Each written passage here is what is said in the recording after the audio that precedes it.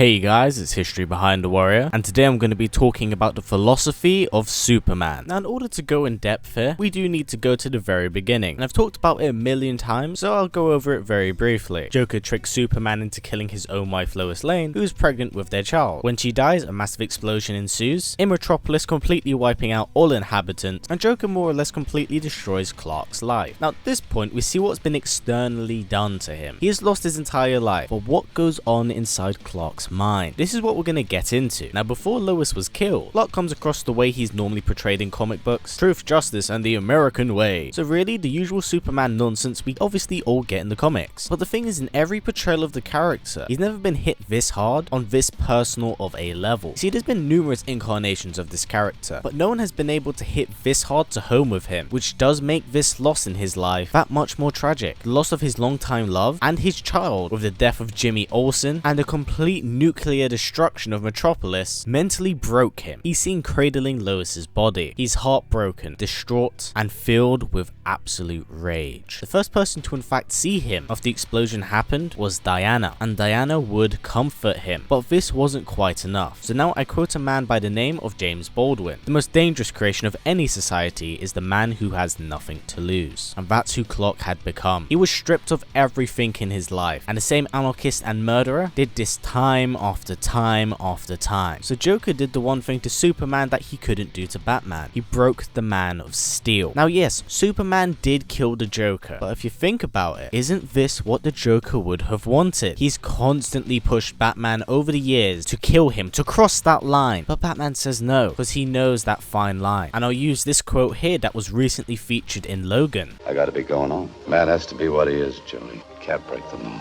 I tried it and it didn't work for me. Joey, there's no living with a killing. There's no going back from one. Right or wrong, it's a brand.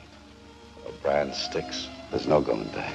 So really, long story short, once you cross that line, there is no turning back. Now, post Joker's death, Clark resided within the Fortress of Solitude for an extremely long amount of time. He was not seen by many people, and international attacks were climbing up to an all-time high. So Clark had an epiphany of sorts. He decided that he wanted to take care of the world with a much more firm approach. He wanted those that had created atrocities to really kind of suffer for it. He had a much more firm approach, but not one you could actually kind of consider tyrannical. He was putting fear within people, but he hadn't killed anyone else. Now, what also didn't help at this time is that whilst creating this regime, his best friend, Batman, had turned his back on him ever since the Joker died. The only person that was really kind of there for him was Diana, who told him that he should pursue his dream, and really kind of firmly encouraged him to push this regime forward, to really have it, and I use this in air quotes by the way, protect the world. Now, when Clark did come face to face with Bruce, he naturally had felt betrayed, and the two broke out into a massive argument that did get very personal very quickly. Now, from what you can tell, sides were eventually created, and things escalated very fast, with the kidnapping of Pa and Ma Kent and Batman appearing later on with them, along with the rest of his insurgency. Clark naturally assumed that Bruce had lost the plot. This led to a battle in which Clark murdered Green Arrow and crippled Bruce Wayne. Now, when the insurgency went into hiding, Clark's control of the planet had started to solidify. In his eyes, he was finally looking after it in the way it always should have been: no war and no fear, which makes this chapter that much more ironic. Now, when Ganfett had appeared, he told Clark that he was in fact suppressing the people and stripping them of their own free will. Naturally, these ideologies would clash against each other, resulting in a massive war between the regime and the Green Lantern Corps. And this is where the irony part kicks in. Clark had sided with the Yellow Lantern, people who had fed off fear, and it's only until the final battle where Clark reeks of the energy and becomes a Yellow Lantern himself, resulting in the complete decimation of the Green Lantern Corps. Now, year 3 is where Clark really had lost himself. You see, at this point, he still saw himself as this godlike figure, but he still felt that he couldn't stop people from going out of control. Now, this is where Diana comes in. You see, she's recently come out of a coma, and she supports Clark's views. Totally not to get into his super pants. So much to the point where she has him take a much firmer grip on his stand of, again using air quotes, protecting humanity. The rift between Clark and Bruce continued to open as Bruce was resorting to magical beings, including the demon Etrigan, just to give you all an idea of how far Bruce would go. Now by the end of year 3, this really does solidify who Clark becomes. He starts referring to most of his friends as subordinates and subjects, much like another Kryptonian we all know. What also doesn't help at this point is once again the growing rift between Clark and Bruce, and sprinkle a little bit on top a poisonous voice in his ear, being Diana, as by the end of year 3, the two do start sleeping together. So this poisonous relationship is kind of what changes Clark from a false god into an oppressor. But now that I've given you all a brief talk about what he has done, once again let's go inside his mind and get a rough idea of how Clark sees things. Now right off the bat, does Clark see himself as a hero? He does not. If anything, it now seems that Clark sees himself as this archangel-like figure, someone who is a pure being but is not scared to take the life of a sinner. Now from what you guys can obviously tell, he's developed this kind of controlling and manipulative stance. He likes the idea of control, because the second he had lost control, he lost his wife, his unborn child, and an entire city, and Clark will never allow that to happen again. But does he see the fruits of his labor as something that's negative? Somewhat, yes. You see, in Clark's eye, he doesn't really see himself as an oppressor, but a necessary godlike figure that needs to put his people in line. He doesn't initially like what he has to do, but he does it every day so he can create a better world. As all of us as people have the ability of free will, we can do whatever we choose, and in reality, that's what makes us so incredibly dangerous. The freedom we have and the things we can do if we are not put in line. It's like the main reason why we have the police, people who can protect us from people who go too far. Except Clark has taken this ideology and turned the dial up to 1 million. So Clark at the end of the day doesn't see himself as an awful person, but a necessary force that is required to protect this world. And that's been the philosophy of Superman. I hope you all enjoyed this, guys. It's been a rather in-depth video, and I wanted to create something that would put Superman in a different light. I'm not trying to paint him as a hero by any means, but in many ways there's a method to his madness, and it's understandable to see why he is this way. But in saying that, a lot of deaths he has caused in the Injustice universe have been out of sheer emotion and rage. And this has been vastly developed because he's no longer in check of where his limits are. And I go back to my quote earlier and how far he's gone beyond that line. Yes, anti-heroism is a very interesting concept and take on what heroism truly is, but there's only ever so far of that ideology you can go before you yourself have to start realizing you may be as bad as the people you're in fact putting down. Anyway, this does wrap it up for the video now, guys. I also want to let you all know that next week's video I'll be doing a very interesting take on the Injustice franchise and telling you all what would have happened if Superman had saved Lois and it was in fact the Cape Crusader who had killed the Joker. What would have actually happened? Where would this universe be? So please do keep an eye out for that, as I'm very excited to talk about it. Now before this video wraps up, guys, if possible, let's try getting it to about 500 likes. It's a great way of supporting this channel, as YouTube's ad system